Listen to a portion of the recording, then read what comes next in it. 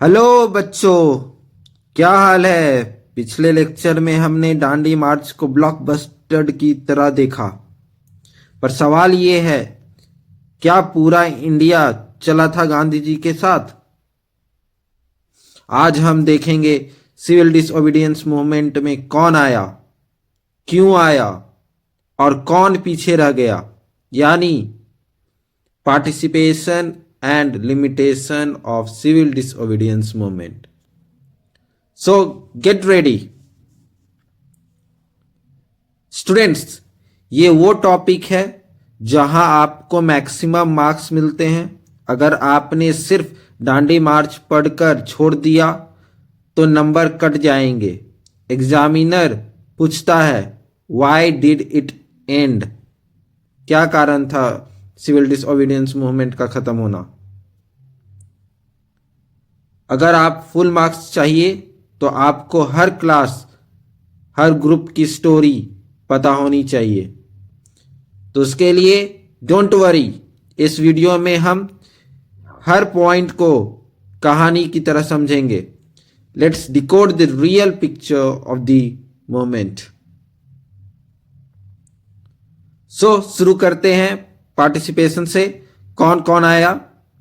सबसे पहले हमारे रिच पीजेंट कम्युनिटीज के बारे में जानेंगे।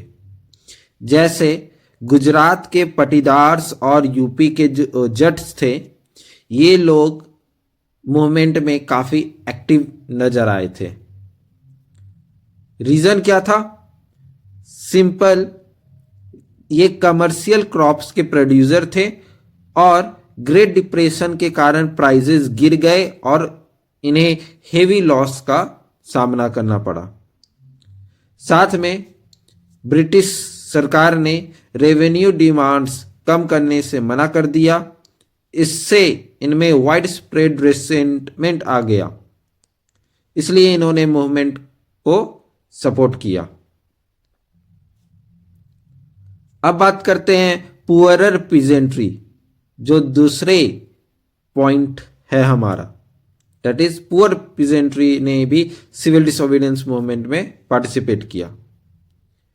ये कौन थे पुअर पीजेंट्री? ये लोग छोटे किसान थे जो जमीन लैंडलॉर्ड्स के जमीन पर को किराए पर लेकर के उस पर खेती किया करते थे। अगेन डिप्रेशन जो है 1929 से 1932 का समय था। उस समय कैश इनकम को कम हो गई। अब रेंट देना मुश्किल हो गया था पुअर पीजेंट्री के लिए। इसी के कारण जो डिमांड उस समय उठा वो ये हुआ कि जो रेंट लैंडलॉर्ड्स को पे करना पड़ रहा है पुअर पीजेंट्री को, उसे छूट मिले, उसको रिमिट कर दिया जाए। नेक्स्ट ग्रुप जो है सिविल डिसओबीडियंस मूवमेंट में पार्टिसिपेट किया था, वो है बिजनेस क्लास। वर्ल्ड वॉर 1 के टाइम इन्होंने ह्यूज प्रॉफिट्स कमाए और ये पावरफुल हो गए थे। तो उस समय ये काफ़ी चीज़ें डिमांड्स करना शुरू कर दिए थे। उनमें से फॉरेन गुड्स के इंपोर्ट से प्रोटेक्शन चाहिए था और ये ऐसा रुपी स्टर्लिंग फॉरेन एक्सचेंज रेशियो चाहते थे जो इंपोर्ट को डिस्करेज करे, ताकि कोई फॉरेन प्रोडक्ट्स जो है वो इंडिया में इंपोर्ट ना हो। इन्होंने अपने इंटरेस्ट के लिए ऑर्गेनाइजेशन बनाया 1920 में। उस ऑर्गेनाइजेशन का नाम इन्होंने रखा IICC, Indian industrial and commercial Congress. फिर इन्होंने 1927 में FICCI, इसका फुल फॉर्म है federation of Indian chamber of commerce and industries, ये दो ऑर्गेनाइजेशन इन्होंने बनाए। इसे लीड किया गया पुरुषोत्तम दास ठाकुर दास के द्वारा और GD बिरला जैसे लोगों के द्वारा। इन्होंने सिविल डिसओबीडियंस मूवमेंट को फिनेंशियली काफ़ी हेल्प पहुंचाई और इंपोर्टेड गुड्स खरीदना बेचना रिफ्यूज कर दिया था।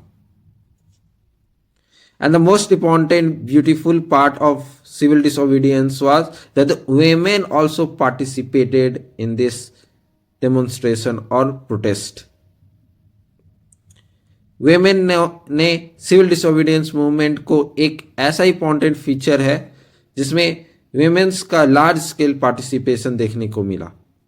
इन्होंने प्रोटेस्ट मार्चेस में हिस्सा लिया, सॉल्ट मैन्युफैक्चर किया, इंडस्ट्रियल वर्किंग क्लासेस, लिक्योर्स ऑफ की पिकेटिंग की, लार्ज नंबर्स, ज्यादातर हाई कास्ट फैमिलीज एक्सेप्ट से या रूरल एरियाज में जो रिच पीजेंट हाउसहोल्ड्स थे, नागपुर रीजन वाले ही थे जो फैमिली से ये लोग बिलोंग करते थे, पार्टिसिपेट किए थे।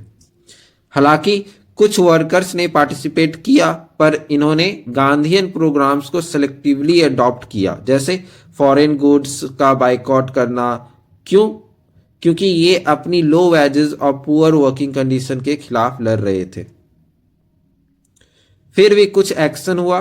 1930 में रेलवे वर्कर्स और 1932 में डॉक वर्कर्स की स्ट्राइक हुई और 1930 में छोटा नागपुर टीन माइंस के हजारों वर्कर्स ने गांधी कैप्स पहनकर प्रोटेस्ट किया, रैलीज निकाला, बाइकआउट कैंपेन्स में हिस्सा लिया। पर ओवरऑल पार्टिसिपेशन जो है इन इंडस्ट्रियल वर्कर्स का जो है वो काफी कम देखने को मिला। सो देखा आपने, रिच फार्मर्स, बिजनेसमैन, वेमेन ने मेजर सपोर्ट दिया, पर वर्कर्स और पुअर पीजेंट्री के अपने अलग मोटिव्स और डिमांड्स थे, जिससे मूवमेंट में यूनिटी की कमी आई थी। ठीक है, अगर इस ब्लॉकबस्टर लेक्चर ने आपका कॉन्फिडेंस बूस्ट कर दिया है तो आपको क्या करना है? लाइक बटन दबाओ, कमेंट करके बताओ ये टॉपिक आपको कितना इजी लगा। And more such amazing history classes के लिए हिट दैट सब्सक्राइब बटन, वो लाल बटन को दबा दीजिए right now, and till then see you in the next class. Bye bye, signing out.